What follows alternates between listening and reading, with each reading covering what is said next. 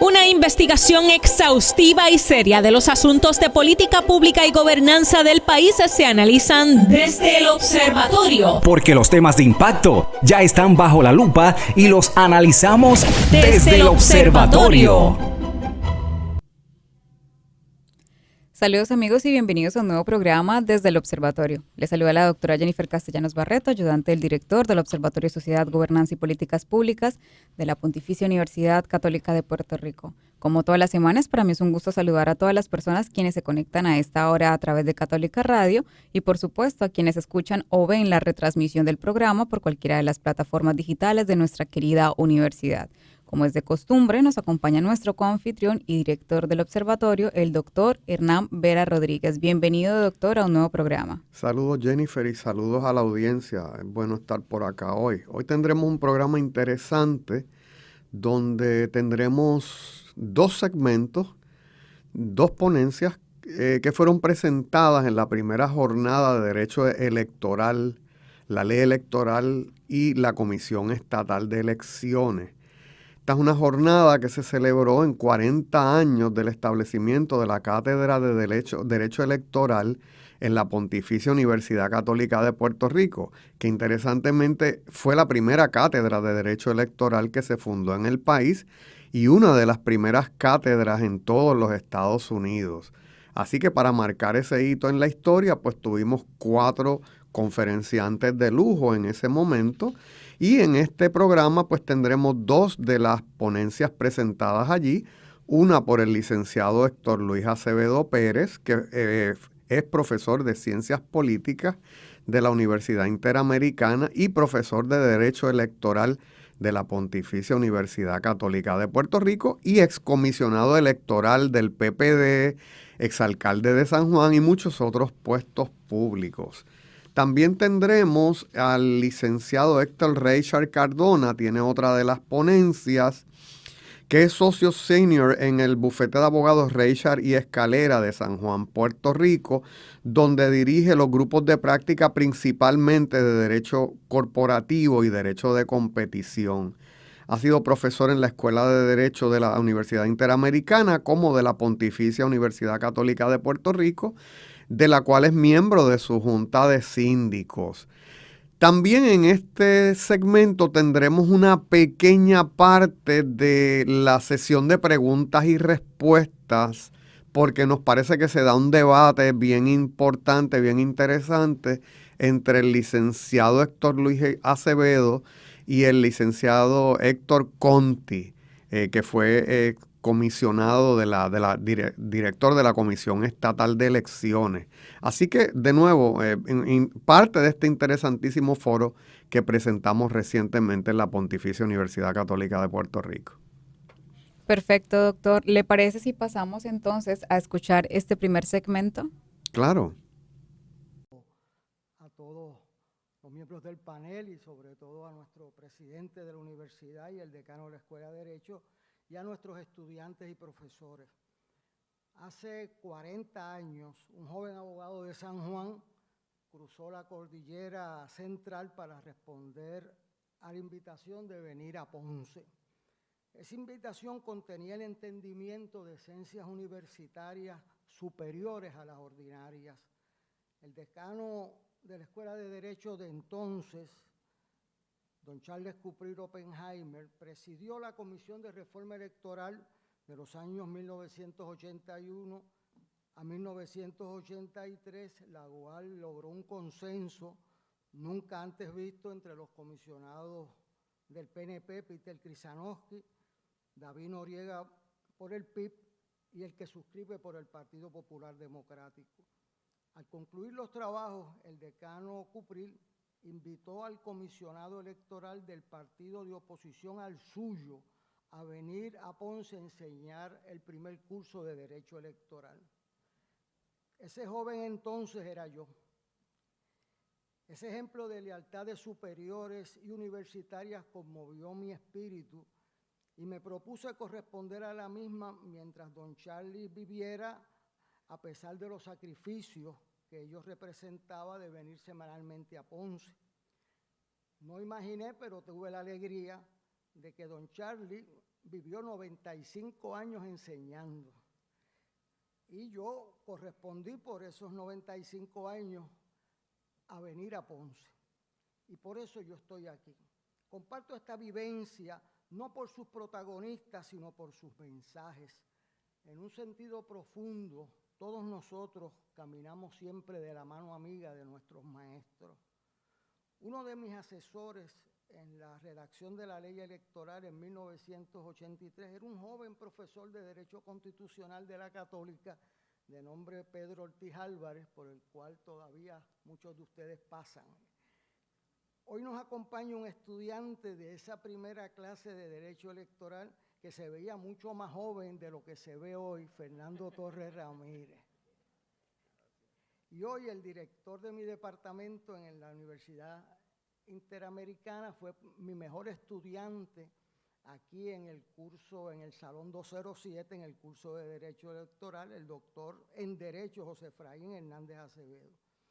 Enseñé ese curso desde 1983, que ustedes no habían nacido, hasta hace unos años. Y la tradición ha continuado con excelentes profesores, entre ellos el juez Conti, que nos acompaña en el día de hoy. Entonces, en 1983, no había textos de derecho constitucional en Estados Unidos. Era una materia poco vista. Y hoy hay 4 textos con la 6ª edición de cada uno de ellos, para que vean cómo esta visión del decano Cupril y de la Católica en ver ese campo cuando no era favorito de las escuelas. He tenido la oportunidad de practicar el derecho electoral, he ganado y perdido casos en la Comisión Estatal de Elecciones, de litigar en los tribunales sus preceptos, de enseñarlos por décadas y de participar como candidato bajo sus normas. El campo del derecho electoral lo anima la profunda convicción de que gane el que tenga más votos y tenga una justa contienda en que se respete la voluntad del elector. La integridad de ese proceso, como señaló nuestro presidente, es la que le brinda legitimidad al gobierno y el respeto de los que pierden. Vamos a ver en estas semanas próximas qué pasa cuando no hay fe con los que pierden. Vamos a ver muertos en las calles en varias elecciones en las próximas semanas. Sus dinámicas propias reflejan los principios de que los detalles mandan. En Estados Unidos el día de votación es un día de trabajo. Mi hija es maestra de 2º grado. Ese día ella tiene clase y si es madre de niños, las madres tienen que llevarle las loncheras a los niños, tienen que recogerlos por la tarde y cuando votan.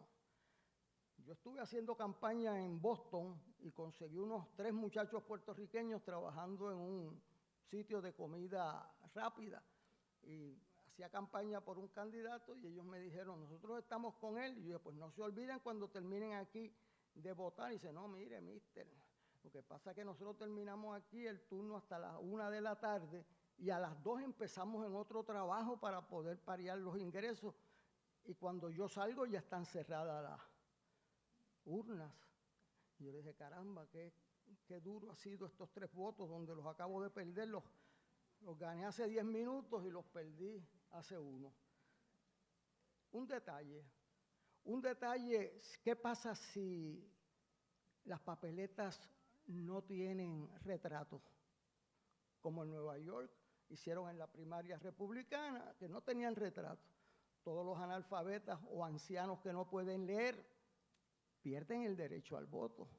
La Comisión de Derechos Civiles por unanimidad señaló que las máquinas en Puerto Rico podían constituir una violación del derecho al voto a los que no saben leer y escribir porque les devuelve la papeleta y si tú no sabes leer, pues entonces piden, lo cual ha pasado al frente mío, que venga alguien a ayudarlos, el cual viola la integridad de su voto porque ven cómo votó todo el mundo. Esas son realidades presentes en el día de hoy. Puerto Rico ha tenido grandes ejemplos de integridad y respeto de sus procesos electorales. Así fue como logramos un consenso sobre la ley electoral en 1982 al 2010, donde se respetaron sus resultados por todos. no hubo un solo pleito exitoso en esas 7 elecciones, porque el que ganaba tenía pleno derecho a reclamar su victoria, y los que ganamos una y perdimos otra, pues sabíamos que ese era el resultado, y se acabó el evento. No habían pleitos sobre la voluntad porque había confianza en sus resultados. Eso fue producto de una cultura de superación y verticalidad de principios que lo ejemplificó con su proceder el presidente de la Comisión Primera, por el voto unánime, el licenciado César Vázquez Díaz, quien no ha podido estar hoy por razones de salud. Lo primero que hizo el licenciado César Vázquez Díaz fue, ante la gran controversia, los jóvenes aquí pues no saben lo que fue Valencia, pero fue un conato de una guerra civil en Puerto Rico de grandes proporciones. Y se salvó por cosas que explico en unos artículos que incluí con ustedes, y entre ellos, cuando no se sabían los resultados, se fue la luz en el Coliseo, el gobernador se autoproclamó electo por encima de la Comisión Estatal de Elecciones, y esto estuvo a punto de caramelo, como decimos en Río Piedra. ¿Y qué pasó? Llegó César Vázquez por unanimidad, con una ley aprobada por unanimidad. Van a ver los retratos de cuando éramos jóvenes, David Noriega, que en paz descanse, Crisanowski, don Charles Cuprir, este servidor. Y entonces César Vázquez dice, bueno, yo voy a nombrar a cargo de recibir los resultados al vicepresidente tercero, que es miembro del Partido Independentista Puertorriqueño, Charlie Ruiz Cox. Yo oí las llamadas que se oían en el pasillo, gritándole miembros del gabinete al frente del gobernador, que si se había vuelto loco, se oían los gritos afuera, porque había nombrado un miembro independentista a cargo del recibo de los resultados. A ese no se le iba a pagar la luz, ¿sabes? Y entonces, ahí pues ganó la confianza del pueblo de Puerto Rico, y en todos sus actos, que uno pudo estar de acuerdo en algunos, y en todo, pero nunca dudando la integridad de la persona. Y eso es lo que un ser humano hace para cambiar la historia. El respeto a las instituciones, todos los científicos políticos modernos dicen que la clave es la clave del éxito de una sociedad. ¿Cuánto prestigian las instituciones y comunican una cultura de respeto y de trabajo unido para el pueblo? Ese consenso se ha desarticulado en el día de hoy por personas que quieren perpetuarse en el poder, controlando los procesos unilateralmente. Prestigia nuestra democracia el tener seres íntegros y valientes que no rinden sus principios a lealtades ideológicas del momento, como lo ha demostrado el licenciado Héctor Richard de Cardona, hoy presente. A fin de que el lector pueda iniciar su propio camino, incluimos el texto del capítulo electoral del libro de gobierno, el documento original de los partidos en oposición a la ley, que representaban y representan hoy el 67% del electorado de Puerto Rico, y varias columnas y fotos de los incidentes ocurridos sobre el proceso electoral. Esta actividad y esta publicación la hace posible el presidente misionero de esta universidad, el doctor Jorge Vélez Arocho, y su equipo de trabajo. Y voy a contarle 2 anécdotas, y si me paso por un minuto, mi ex estudiante. No, porque ya yo no puedo darte nota. Sacó A, fue una de las 5 A de esa clase, que tiene otra dimensión. En 1982, después de estar al borde de una guerra civil, este país recuperó y logró un consenso en sus instituciones. Y eso, los que no lo vivieron, no lo saben. Los comisionados electorales de los partidos de oposición en Valencia, teníamos un oficial de la policía, supuestamente para protegernos, que nos custodiaba hasta en el baño. Lo acompañaba, comandante Rosa, de ingrata recordación, pues me tocó a mí. Carmencita, mi esposa que está aquí, pues a veces se molesta conmigo con razón, porque cuando me ponen, una de las cosas que le ponen a uno ahora en muchos sitios, a mí pues me recuerda Valencia, que me exigían eso, y yo cogí y se lo puse en el uniforme al policía cuando me arrestaron, porque ya estoy libre de todas esas terribles cosas que no quisiera que nadie las volviera a pasar. Y para que sepan, por la tarde, nosotros, el comisionado del PNP, Eugenio Belaval Martínez, y este servidor acompañábamos a su vehículo a la comisionada del PSP, del Partido Socialista Puertorriqueño, Luzmilia Rivera Burgo, para que no la agredieran. Y le escoltábamos, Belaval, que me diga como 7 pies, y yo pues con lo que tengo, pues la acompañábamos porque había una situación de violencia palpable ahí fuera, palpable y armada. También pues yo he enseñado ya más años de los que pensaba. Mis estudiantes dicen, mire, profesor, todos los políticos son iguales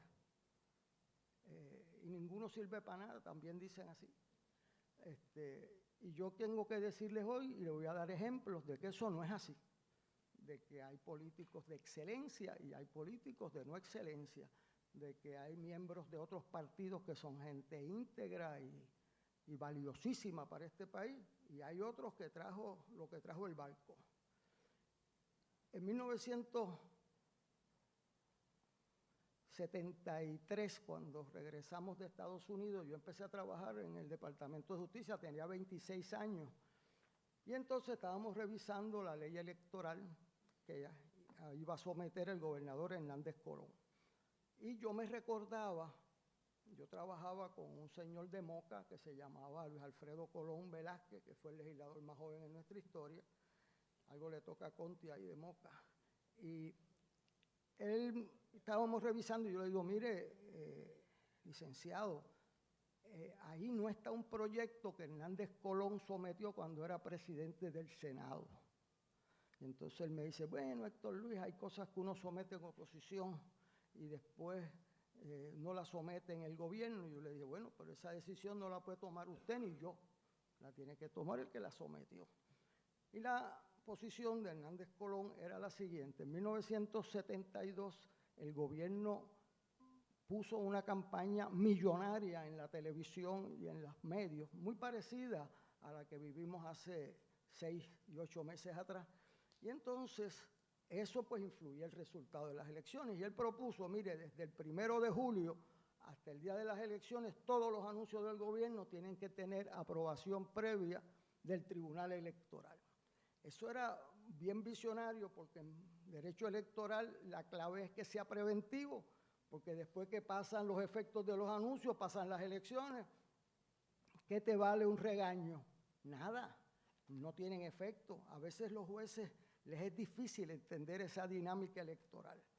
Y entonces se le mandó eso a Rafael Hernández Colón, exsecretario de Justicia, tenía 36 años,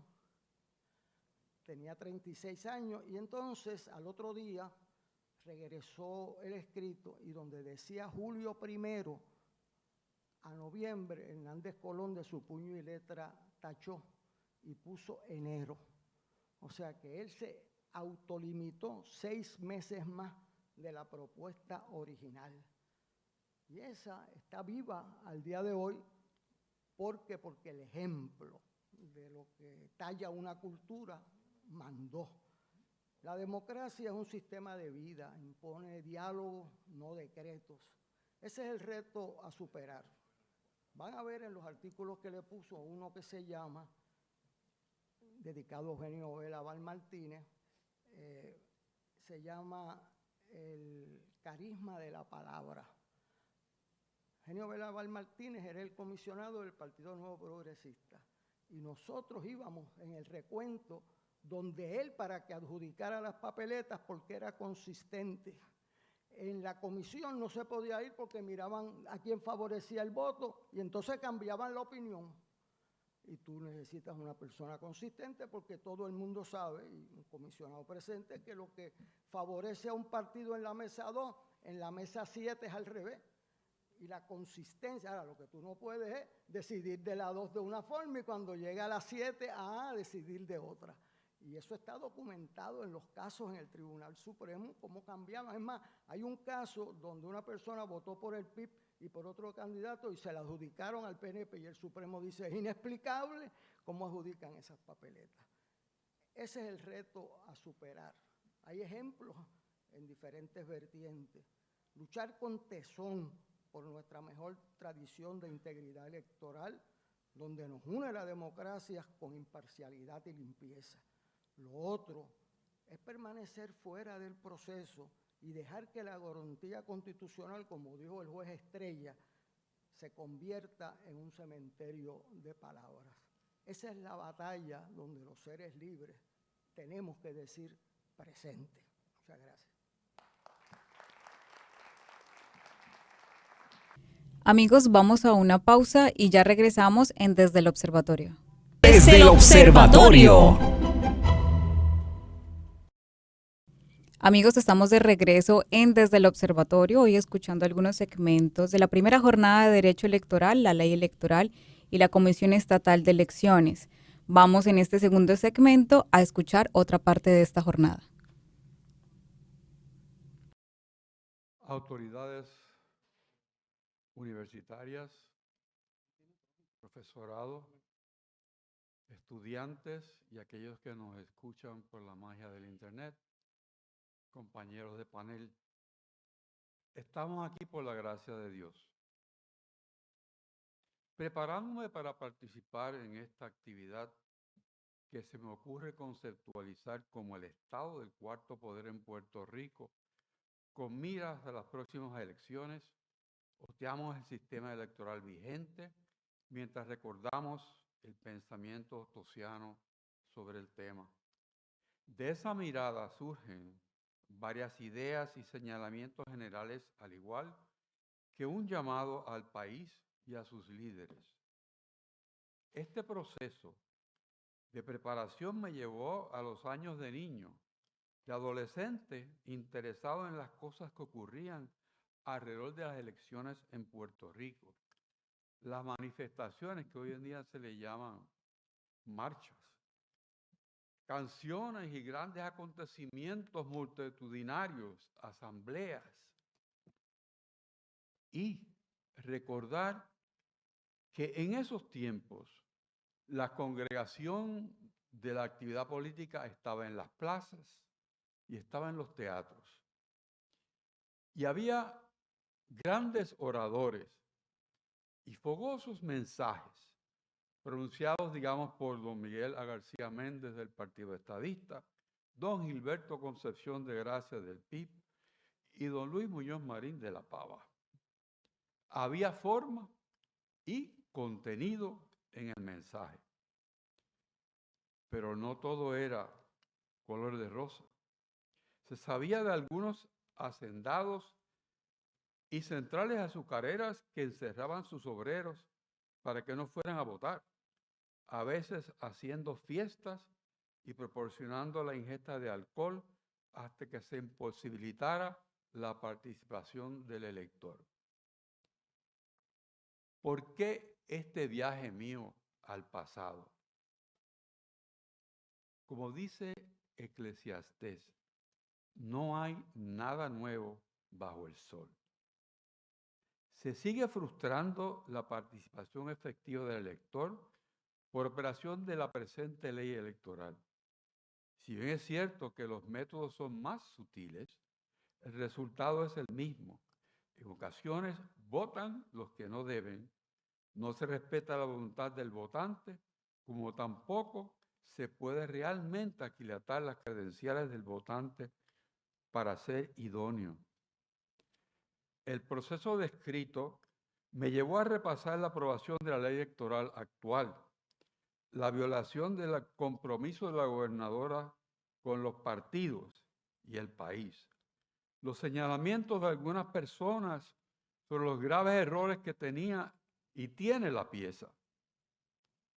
Es tema obligado la forma de implantación de dicha ley y como muestra de ello, no nos podemos olvidar que se pospusieron las primarias de ley y votaron unos un día y otros en otro. Tampoco podemos olvidar que cada vez que el Tribunal Supremo ha examinado la ley, el resultado es que la ha declarado ilegal al disponer de la controversia. Estamos a 4 meses del final de la última sesión legislativa. No veo que en este medio de la contienda primarista, en esta se toque la ley. No hay voluntad política, tampoco hay apetito por el Ejecutivo de nombrar candidatos a la presidencia de la Comisión. Hay que trabajar con la realidad, con lo que tenemos.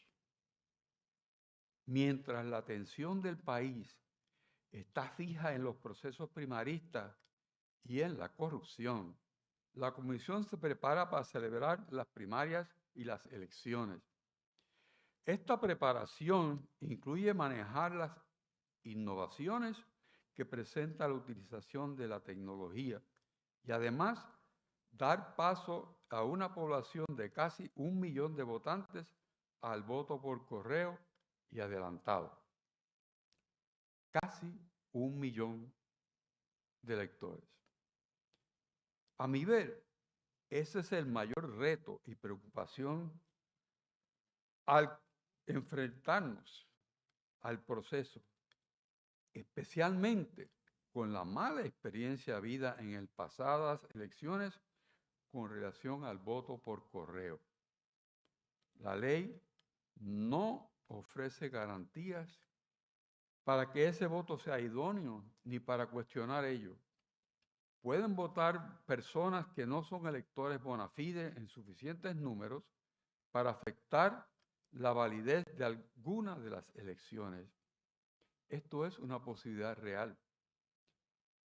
De los resultados habidos en la última elección y la existencia hoy día de 5 partidos y un número significativo de candidatos independientes, me parece que la gobernación se podría ganar con alrededor del 30% de los votos a emitirse.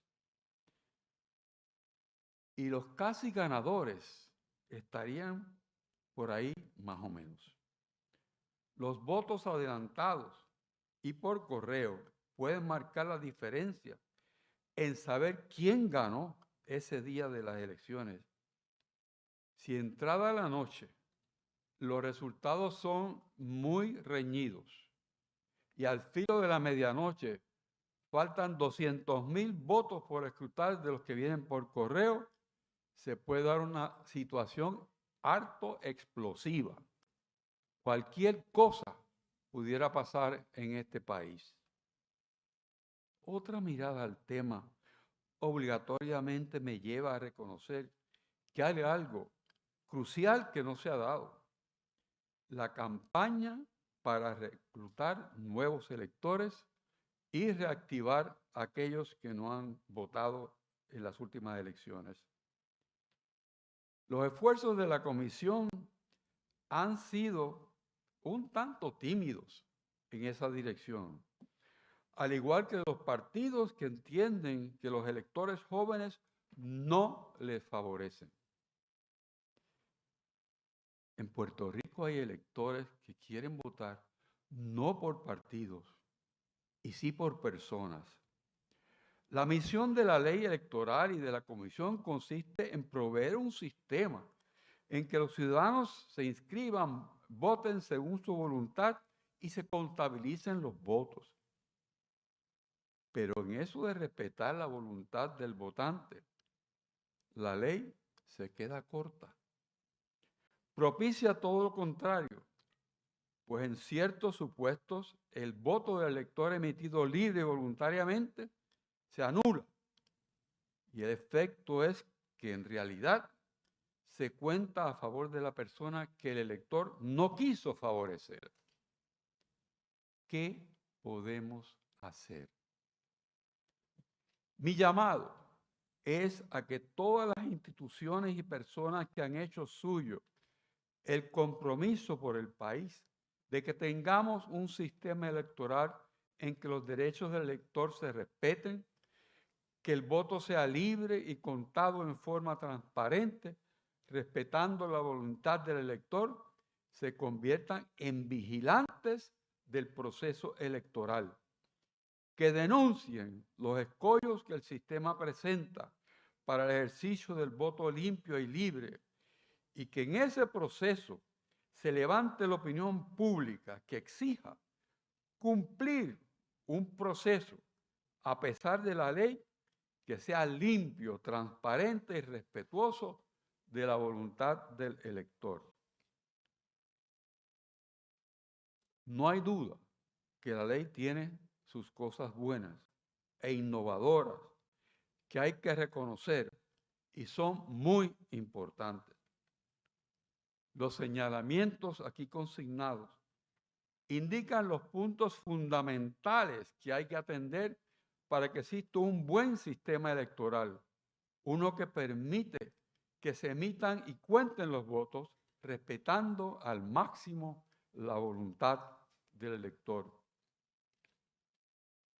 Amigas y amigos, siempre hay esperanza de que las cosas sean diferentes a como pintan, y si hay voluntad de todos los actores en el proceso, si se restablece operacionalmente la regla de consenso que se puede dar dentro del marco operacional de la ley, tendremos elecciones limpias, sin discordias mayores y unos resultados que el pueblo se sienta seguro que son justos y confiables.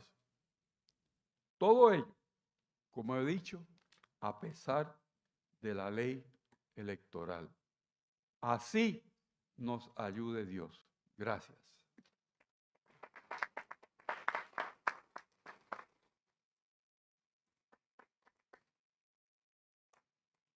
Muchas gracias a cada uno de los panelistas. Yo creo que sin ponerse de acuerdo cubrieron diferentes aspectos desde el desarrollo histórico que un poco nos trajo el profesor Héctor Luis Acevedo y la importancia de la pureza de los procesos electorales para nuestra democracia. Y luego yo creo que el profesor Torres Ramírez y el licenciado Reichert coincidieron en señalar algunas fallas de nuestra ley electoral y tuvimos la perspectiva de alguien que, como decía José Martí, estuvo dentro del monstruo y conoce sus entrañas, que es el pasado presidente Héctor Conti. Antes de abrir preguntas al público, yo quisiera extenderle a los panelistas la pregunta que se acaba de hacer a sí mismo el licenciado Reichert. ¿Qué hacer? ¿Verdad? Tenemos un proceso que se acerca aceleradamente, tenemos unas primarias en cuestión de meses y ya se han levantado cuestionamientos de todos los sectores, de los que no tienen primarias, de los que tienen primarias. ¿Por dónde podemos empezar nosotros como universidad? ¿Cómo podemos insertarnos en esta discusión y proponer alternativas?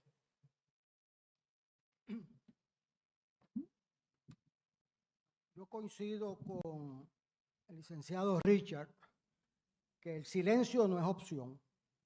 O sea, la universidad ha contribuido a que se cuenten los votos como se emiten.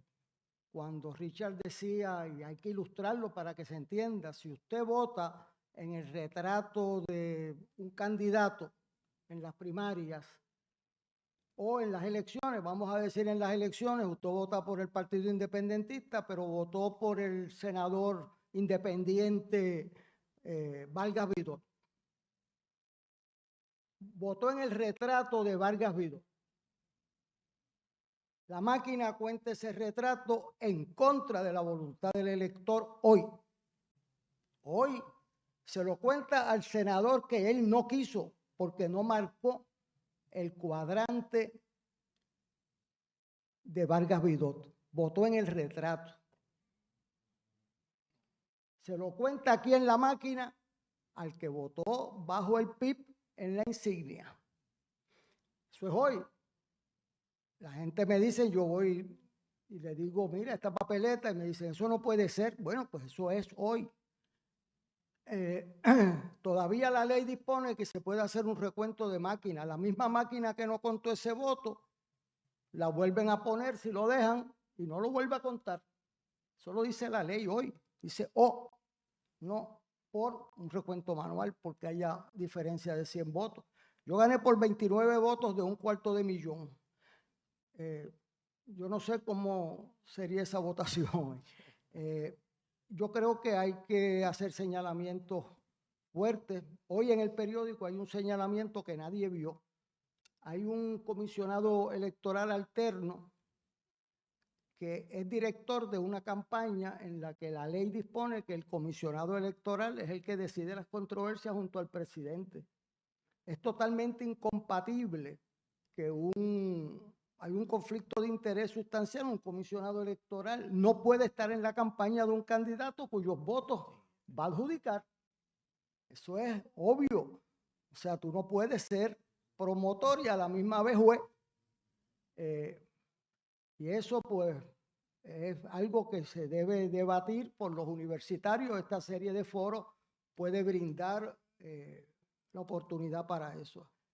Puerto Rico en su historia no ha tenido un proceso electoral como lo estamos teniendo hoy. Esta es la primera vez en la historia que se suspenden las primarias de las elecciones pasadas. Nunca se había suspendido un evento en todo Puerto Rico porque no llegaron las papeletas. Y de las grandes esperanzas de este país es que no hubo un solo incidente ni en los colegios del PNP ni del Partido Popular. Yo no creo que en otros países del mundo tú le dices a la gente que esperaron 4 horas que no vienen las papeletas y todo el mundo se mantuvo en rectitud. Ni un solo incidente. Esa apuesta uno no debe jugarla muchas veces. No llegaron las papeletas. El presidente de la comisión de entonces está convicto de delito grave por violar la Constitución y hacer campaña por un candidato siendo juez. Eso nunca había pasado. Nunca había pasado. Hoy vamos a las elecciones sin un presidente de la comisión en propiedad. Y el gobernador se ha negado a conversar con los otros partidos.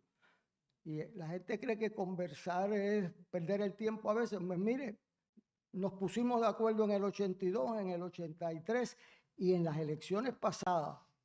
2 graduados de la Escuela de Derecho de la Católica, cuando se trancó el dominó, los comisionados en un fin de semana se pusieron de acuerdo y los nombraron.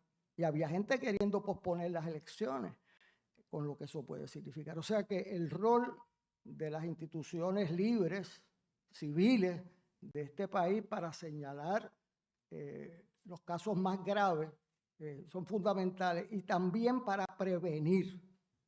Eso que señaló el licenciado Richard del voto por correo. No pudimos contar bien 225,000 votos. Hubo un caos, el presidente de la comisión tuvo que sacar a la persona a cargo del voto adelantado en las elecciones pasadas. La gente se le olvida eso, porque aparecieran 164 paquetes de momento y desaparecían después. Era un caos. Si no pudimos con 225,000, va a ser más difícil poder con 500,000 o 600,000, que le permiten depositar el voto el mismo día de las elecciones. Si hay 200,000 votos por contar, ¿quién ganó esas elecciones? Bien difícil de uno señalar eso, sin palpitar del corazón, porque que gane el que tenga los votos, pero el caos que se puede formar es muy peligroso. Y entonces eso se une a la deficiencia de confianza. Yo estuve viendo los escritos de las elecciones de 1984 y cuando hubo un problema salió el presidente de la comisión, César Vázquez, diciendo que hubo un problema, pero se han tomado medidas para corregirlo y todos los partidos los respaldamos. Ese nivel de confianza tú no lo legislas, tú te lo ganas, con actuaciones, con la certeza de que la persona que tienes dirigiendo es una persona íntegra de principio. Y yo, cuando fui a votar por César Vázquez, que era abogado del PNP, dije, bueno, yo prefiero una persona, dije, que esté claramente identificada con principios a uno que esté dudoso y no esté seguro de sus principios. Eso yo lo he vivido muchas veces, porque empezando con Cupril, Bedaval, o sea, Virgilio Ramos, pues entonces, y otras personas que he conocido, personas que tienen su ideología, pero son sobre todo seres libres e íntegros. Y eso no se compra en Walgreens, ¿sabes? Eso es una forja de una vida entera, en principio, sean religiosos, de convicciones seculares, pero personas serias. Y los hay en todos los partidos. El problema es dónde están. Y eso, la actuación de los universitarios, de las instituciones, de dar foro y voz a elementos críticos de ese sistema, es algo útil, está en la radio, en la televisión, pero hay que escoger los más principales. Yo todavía tengo esperanza en que la gente hablando se entiende, y si son gente que tienen ciertos principios, pues se entienden más rápido. Nadie nos daba oportunidad de ponernos de acuerdo en 1981.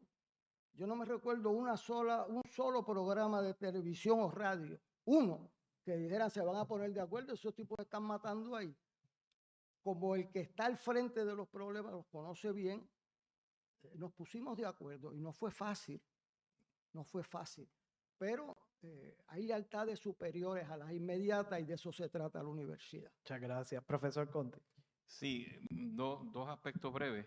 En relación a lo que plantea el profesor en cuanto al escrutinio electrónico, es bueno conocer que el elector, al interactuar, es decir, al ir con las papeletas a la urna electrónica, al escáner, tiene una oportunidad que no tenía en el proceso tradicional, convencional, y es que la máquina le advierte si está haciendo la marca que señala el profesor, y en muchas ocasiones ocurre, está haciendo un voto que no es correcto, la máquina se lo devuelve.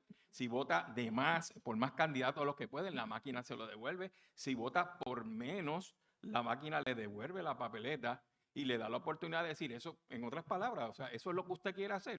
Sí, pues entonces la máquina, le entra la papeleta y la máquina la va a contabilizar en la forma en que está programada, obviamente. ¿Y qué es lo que ocurre? Esto es una transición que se hizo por más de 5 o 6 años, pero que coincido en que tenemos que seguir educando al elector. No podemos rehusarnos, en mi opinión, al escrutinio electrónico. El escrutinio electrónico ha sido una salvaguarda para el conteo de la pureza del proceso. Ahora bien, esa transición debe ser continua, persistente y respaldada por una educación que permita al electorado conocer la función y el trabajo de la máquina. Y en otro aspecto que traen, el de la presidencia de la comisión, estoy completamente de acuerdo en ese aspecto con el licenciado Richard, y algo que siempre me preocupó del Código de 2020, ¿por qué ahora tiene que ser un juez, un juez activo, el presidente de la Comisión Estatal de Elecciones? Yo era juez activo y fui el primer juez que regresó a la rama judicial luego de la comisión. Pero hay muchísimos conocedores de derecho electoral que pueden ser un excelente presidente o presidenta de la Comisión Estatal de Elecciones y no necesariamente tiene que ser un juez del sistema. Yo creo que eso ha contribuido significativamente al tranque que existe, y yo creo que es algo que se debe visualizar y que conste, y que mi esposa presente, no tengo interés alguno en volver a ser presidente de la Comisión Estatal de Elecciones. Puedo mejorar el proceso de otra forma. Y esa es la observación que quiero hacer muy respetuosamente. Amigos, hemos escuchado el segundo segmento de esta jornada de Derecho Electoral, la Ley Electoral y la Comisión Estatal de Elecciones. Doctor Vera, ¿le gustaría dar algún comentario final? Pues mira, es importante para el país esta discusión que se ha presentado, ¿verdad?, en este foro, pues estamos de cara a unos comicios electorales, ya comenzamos próximamente con el proceso de primarias y allí se va a aprobar parte de este ordenamiento legal, ¿verdad?, del nuevo código electoral que se ha aprobado en el país.